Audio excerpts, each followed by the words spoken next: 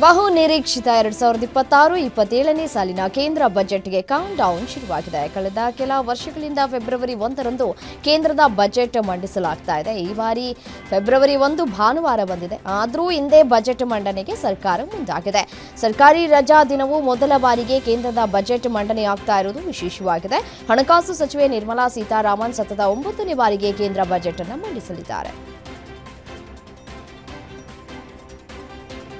ಕೃಷಿ ಕ್ಷೇತ್ರವು ಭಾರತದ ಆರ್ಥಿಕತೆಗೆ ಪ್ರಮುಖ ಆಧಾರವಾಗಿದೆ. ಈ ಹಿನ್ನೆಲೆಯಲ್ಲಿ ಕೃಷಿ ಮೂಲ ಸೌಕರ್ಯ, ನೀರಾವರಿ ವ್ಯವಸ್ಥೆ, ಗೋದಾಮುಗಳು ಹಾಗೂ ಗ್ರಾಮೀಣ ಸಾಲ ವ್ಯವಸ್ಥೆ ಬಲಪಡಿಸುವ ಅಗತ್ಯತೆ ಇದೆ.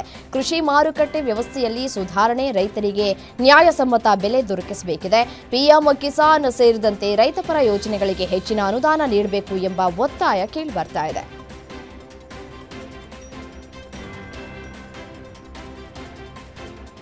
ಇನ್ನು ಇಡೀ ದೇಶದಲ್ಲಿ ಅತಿ ಹೆಚ್ಚು ತಲೆನೋವಾಗಿ ಕಾಡ್ತಾ ಇರೋದು ಅಂತಂದ್ರೆ ಅದು ಚಿನ್ನಾಭರಣದ ಬೆಲೆ. ದಿನೇ ದಿನೇ ಚಿನ್ನ ಬೆಳ್ಳಿ ದರ ಏರ್ತಾನೆ ಇದ್ದು ಮಧ್ಯಮ ಮತ್ತು ಬಡವರ ಪಾಲಿಗೆ ಇದು ಗಗನ ಕುಸುಮವಾಗಿದೆ. ಆದರೆ ಯೂನಿಯನ್ ಬಜೆಟ್ ಕುರಿತ ನಿರೀಕ್ಷೆಗಳು ಮತ್ತು ಜಾಗತಿಕ ಮಾರುಕಟ್ಟೆಯ ಸೂಚನೆಗಳ ನಡುವೆಯೇ ಚಿನ್ನದ ಬೆಲೆಯಲ್ಲಿ ಇತ್ತೀಚೆಗೆ ಕೊಂಚ ಇಳಿಕೆಯನ್ನ ಕಾಣ್ತಾ ಇದ್ದೇವೆ. ಹಾಗಾದ್ರೆ ಬಜೆಟ್ನಲ್ಲಿ ಆಭರಣ ಕ್ಷೇತ್ರದ ನಿರೀಕ್ಷೆ ಏನು? ಆಭರಣಗಳ ಬೆಲೆ ಇಳಿಕೆ ಸಾಧ್ಯತೆ ಇದೆಯಾ? ಕಾದ್ ನೋಡಬೇಕಿದೆ.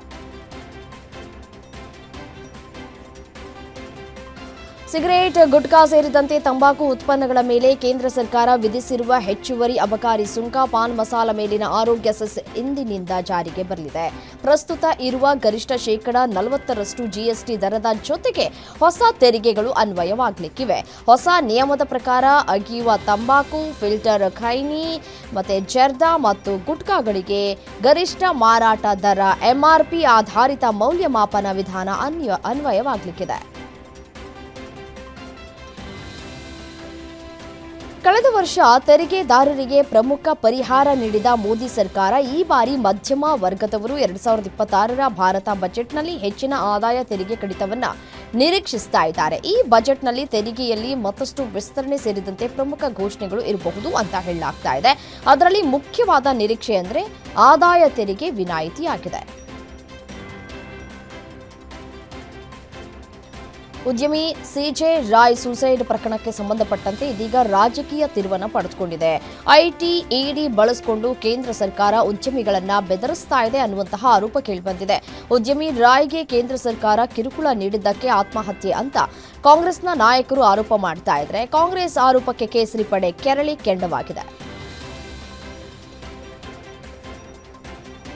ಕಾನ್ಫಿಡೆಂಟ್ ಗ್ರೂಪ್ ಅಧ್ಯಕ್ಷ ಡಾಕ್ಟರ್ ಸಿಜೆ ರಾಯ್ ಸಾವಿನ ಪ್ರಕರಣದ ಸುತ್ತ ಹಲವು ಅನುಮಾನಗಳು ಹುಟ್ಟುಕೊಂಡಿವೆ. ಕೇಸ್ನ ಹಿಂದೆ ಅಂಡರ್ ವರ್ಲ್ಡ್, ಹನಿ ಟ್ರ್ಯಾಪ್ ಮತ್ತು ಭೂ ಮಾಫಿಯಾದ ಬೃಹತ್ ಜಾಲ ಅಡಗಿದೆಯಾ ಅನ್ನುವಂತಹ ದಿಗಿಲು ಹುಟ್ಟಿಸುವ ಅನುಮಾನಗಳು ಕಾಡತೊಡಗಿವೆ. ಕೇವಲ ಐಟಿ ದಾಳಿ ಮಾತ್ರವಲ್ಲದೆ ರಾಯ್ ಅವರನ್ನ ಸಾವಿನ ದವಡೆಗೆ ತಳ್ಳಿದ ಬೇರೆ ಶಕ್ತಿಗಳ ಬಗ್ಗೆ ವದಂತಿಗಳು ಹರಿದಾಡ್ತಿವೆ. ಹೀಗಾಗಿ ಪೊಲೀಸರು ತನಿಖೆಯನ್ನ ಆರಂಭಿಸಿದ್ದಾರೆ. ಕಾನ್ಫಿಡೆಂಟ್ ಗ್ರೂಪ್ ಮಾಲೀಕ ಡಾಕ್ಟರ್ ಸಿಜೆ ರಾಯ್ ಆತ್ಮಹತ್ಯೆ ಪ್ರಕರಣದ ತನಿಖೆ ಚುರುಕುಗೊಂಡಿದೆ. ಗೃಹ ಸಚಿವ ಡಾಕ್ಟರ್ ಜಿ ಪರಮೇಶ್ವರ್ ಪ್ರಕರಣದ ತನಿಖೆಯನ್ನ ಎಸ್ಐಟಿ ಹೆಗಲಿಗೆ ನೀಡಿದ್ದಾರೆ. ಹೆಚ್ಚುವರಿ ಪೊಲೀಸ್ ಆಯುಕ್ತ ವಂಶೀಕೃಷ್ಣ ನೇತೃತ್ವದಲ್ಲಿ ತನಿಖೆ ನಡೆಯಲಿದೆ. ರಾಯ್ ತಮ್ಮ ಬಲಗೈಯಿಂದ ಎದೆಗೆ ಗುಂಡು ಹಾರಿಸಿಕೊಂಡಿದ್ದು ಮಕ್ಕಳು, ಸಹೋದರರನ್ನ ಅಶೋಕನಗರ ಪೊಲೀಸರು ವಿಚಾರಣೆ ನಡೆಸಿದ್ದಾರೆ. ರಾಯ್ ಆಸೆಯಂತೆ ಅವರ ನೆಚ್ಚಿನ ಸ್ಥಳ ಬನ್ನೇರುಘಟ್ಟ ಬಳಿಯ ಕಾನ್ಫಿಡೆಂಟ್ ಕ್ಯಾಸ್ಕೇಡ್ನಲ್ಲಿ ಇಂದು ಅಂತ್ಯಕ್ರಿಯೆ ನೆರವೇರಲಿಕ್ಕಿದೆ. ಉದ್ಯಮಿ ಸಿಜೆ ರಾಯ್ ಆತ್ಮಹತ್ಯೆ ಸುದ್ದಿ ಕೇಳಿ ಬಿಗ್ ಬಾಸ್ 11ರ ವಿನ್ನರ್ ಹನುಮಂತ ದುಃಖವನ್ನು ವ್ಯಕ್ತಪಡಿಸಿದ್ದಾರೆ. ಹಾವೇರಿಯಲ್ಲಿ ಪ್ರತಿಕ್ರಿಯಿಸಿದ ಹನುಮಂತು, ಸಿಜೆ ರಾಯ್ ನನ್ನನ್ನು ಬಹಳ ಪ್ರೀತಿ ಮಾಡ್ತಾ ಇದ್ರು. ನನಗೆ 2 ಬಾರಿ ಬಹುಮಾನ ಕೊಟ್ಟಿದ್ದಾರೆ. ಅವರ ರೆಸಾರ್ಟ್ನಲ್ಲಿ ಒಂದು ದಿನ ಇದ್ದಾಗ ಚೆನ್ನಾಗಿ ನೋಡ್ಕೊಂಡಿದ್ರು. ಮನೆ ಕಟ್ಸು, ಗೃಹ ಪ್ರವೇಶಕ್ಕೆ ಬರ್ತೀನಿ ಅಂತ ಕೂಡ ಹೇಳಿದ್ರಂತೆ. ಕರ್ನಾಟಕ ಚಲನಚಿತ್ರ ವಾಣಿಜ್ಯ ಮಂಡಳಿ ಅಧ್ಯಕ್ಷ ಸ್ಥಾನಕ್ಕೆ ನಡೆದಂತಹ ಚುನಾವಣೆ ಫಲಿತಾಂಶ ಪ್ರಕಟಗೊಂಡಿದೆ.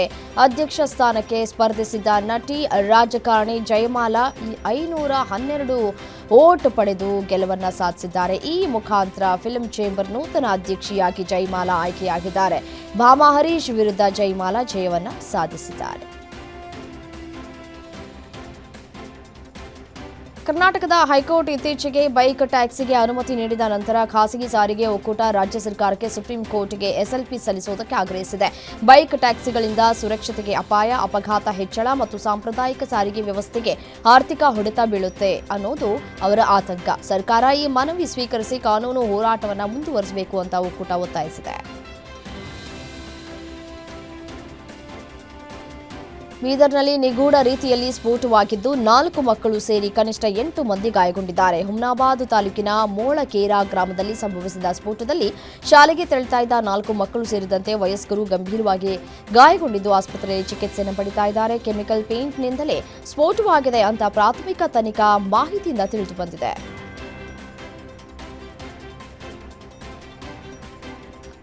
ಮಲಗಿದ್ದಲ್ಲೇ 4 ಅಸ್ಸಾಂ ಮೂಲದ ಯುವಕರು ಅನಿಲ ಸೋರಿಕೆಯಿಂದ ಉಸಿರುಗಟ್ಟಿ ಸಾವನ್ನಪ್ಪಿದ ಘಟನೆ ಹೊಸಕೋಟೆ ತಾಲೂಕಿನ ಮುತ್ಸಂದ ಗ್ರಾಮದಲ್ಲಿ ನಡೆದಿದೆ. ಅಸ್ಸಾಂ ರಾಜ್ಯದಿಂದ ಬಂದಿದ್ದಂತಹ ಯುವಕರು ಕೊಕೊಕೋಲಾ ವೇರ್ ಹೌಸ್ನಲ್ಲಿ ಕೆಲಸವನ್ನು ಮಾಡ್ತಾ ಇದ್ರು. ಹೊಸಕೋಟೆ ತಾಲೂಕಿನ ಸೂಲಿಬೆಲೆ ಪೊಲೀಸ್ ಠಾಣಾ ವ್ಯಾಪ್ತಿಯಲ್ಲಿ ಘಟನೆ ನಡೆದಿದ್ದು, ಬೆಂಗಳೂರು ಗ್ರಾಮಾಂತರ ಎಸ್ಪಿ ಚಂದ್ರಕಾಂತ್ ಸ್ಥಳಕ್ಕೆ ಭೇಟಿ ನೀಡಿ ಪರಿಶೀಲನೆ ನಡೆಸಿದ್ದಾರೆ. ವಿಮಾನ ದುರಂತದಲ್ಲಿ ಅಜಿತ್ ಪವಾರ್ ಅವರ ಅಕಾಲಿಕ ನಿಧನದ ನಂತರ ಮಹಾರಾಷ್ಟ್ರ ರಾಜಕೀಯದಲ್ಲಿ ಮಹತ್ವದ ಬದಲಾವಣೆಗಳಾಗಿದೆ. ಅಜಿತ್ ಪವಾರ್ ಅವರ ಪತ್ನಿ ಸುನೇತ್ರಾ ಪವಾರ್ ಮಹಾರಾಷ್ಟ್ರದ ಮೊದಲ ಮಹಿಳಾ ಉಪಮುಖ್ಯಮಂತ್ರಿಯಾಗಿ ಪ್ರಮಾಣ ವಚನ ಸ್ವೀಕರಿಸಿದ್ದಾರೆ. ಎನ್ಸಿಪಿ ಮುಖ್ಯಸ್ಥ ಡಿಸಿಎಂ ಆಗಿದ್ದ ಅಜಿತ್ ಪವಾರ್ ಅವರ ಹುದ್ದೆಯನ್ನು ಇದೀಗ ಅವರ ಪತ್ನಿ ಸುನೇತ್ರಾ ಪವಾರ್ ಅವರಿಗೆ ನೀಡಲಾಗಿದೆ. ಈ ಹಿಂದೆ ಹಣಕಾಸು ಸಚಿವರಾಗಿದ್ದ ಅಜಿತ್ ಪವಾರ್ ಬಹಳ ಎಚ್ಚರಿಕೆಯಿಂದ ಬಜೆಟ್ ಸಿದ್ಧಪಡಿಸ್ತಾ ಇದ್ರು. ಅವರಿಗೆ ತಮ್ಮದೇ ಆದ ಅನೇಕ ಕನಸುಗಳಿದ್ವು. ಈ ಹಿನ್ನೆಲೆಯಲ್ಲಿ ಅವರ ದೃಷ್ಟಿಕೋನ ಈಡೇರಿಸುವುದಕ್ಕೆ ಸ್ವತಃ ನಾನೇ ಬಜೆಟ್ ಮೇಲ್ವಿಚಾರಣೆ ಮಾಡ್ತೇನೆ ಅಂತ ಮುಖ್ಯಮಂತ್ರಿ ದೇವೇಂದ್ರ ಫಡ್ನವೀಸ್ ಹೇಳಿದ್ದಾರೆ. ಹಣಕಾಸು ಸಚಿವರಾಗಿ ಅಜಿತ್ ಪವಾರ್ ಮುಂಬರುವ ಹಣಕಾಸು ವರ್ಷಕ್ಕೆ ಪ್ರಮುಖವಾದ ಅಡಿಪಾಯ ಹಾಕಿದ್ದಾರೆ. ಕೆಲ ಸಿದ್ಧತೆಗಳನ್ನು ಪೂರ್ಣಗೊಳಿಸಿದ್ದಾರೆ ಅಂತ ಫಡ್ನವೀಸ್ ಬಣ್ಣಿಸಿದ್ದಾರೆ. ಕಳೆದ 4 ತಿಂಗಳಿಂದ ಎನ್ಸಿಪಿ 2 ಬಣಗಳ ವಿಲೀನ ಬಗ್ಗೆ ಮಾತುಕತೆ ನಡೆದಿತ್ತು ಅಂತ ಎನ್ಸಿಪಿ ಮುಖ್ಯಸ್ಥ ಶರದ್ ಪವಾರ್ ತಿಳಿಸಿದ್ದಾರೆ. ಜಯಂತ್ ಪಾಟೀಲ್ ಮತ್ತು ಅಜಿತ್ ಪವಾರ್ ನಡುವೆ 2 ಎನ್ಸಿಪಿ ಬಣಗಳ ವಿಲೀನದ ಕುರಿತು ಚರ್ಚೆಗಳು ನಡೆದಿದ್ವು. ಸಕಾರಾತ್ಮಕ ದಿಕ್ಕಿನಲ್ಲಿ ಚರ್ಚೆಗಳು ಸಾಗ್ತಿವೆ. ಜನವರಿ 12ರಂದು ಅಜಿತ್ ಪವಾರ್ ಬಣಗಳ ವಿಲೀನ ನಿರ್ಧಾರವನ್ನು ಪ್ರಕಟಿಸಬೇಕಿತ್ತು. ಅಷ್ಟರಲ್ಲಿ ಈ ದುರ್ಘಟನೆ ಆಗಿದೆ ಅಂತ ಶರದ್ ಪವಾರ್ ಹೇಳಿದ್ದಾರೆ. ಅಮೆರಿಕ ವೆನೆಜುವೆಲಾ ಉದ್ವಿಗ್ನತೆಯ ನಡುವೆ ಹಂಗಾಮಿ ಅಧ್ಯಕ್ಷೆ ಡೆಲ್ಸಿ ರೊಡ್ರಿಗಸ್ ಅವರೊಂದಿಗೆ ಪ್ರಧಾನಿ ಮೋದಿ ಮಾತುಕತೆ ನಡೆಸಿದ್ರು. ಭಾರತ ವೆನೆಜುವೆಲಾ ದ್ವಿಪಕ್ಷೀಯ ಸಂಬಂಧಗಳನ್ನು ಹೊಸ ಎತ್ತರಕ್ಕೆ ಕೊಂಡೊಯ್ಯುವುದಕ್ಕೆ ಉಭಯ ನಾಯಕರು ಒಪ್ಪಿಕೊಂಡರು. ತೈಲ, ಔಷಧ, ಕೃಷಿ, ಡಿಜಿಟಲ್ ಕ್ಷೇತ್ರಗಳಲ್ಲಿ ಸಹಕಾರ, ಗ್ಲೋಬಲ್ ಸೌತ್ ಹಿತಾಸಕ್ತಿಗಳ ರಕ್ಷಣೆ ಕುರಿತು ಚರ್ಚಿಸಲಾಯಿತು. ಇದು ಭಾರತದ ಇಂಧನ ಭದ್ರತೆಗೆ ಮಹತ್ವದ ಹೆಜ್ಜೆಯಾಗಿದೆ.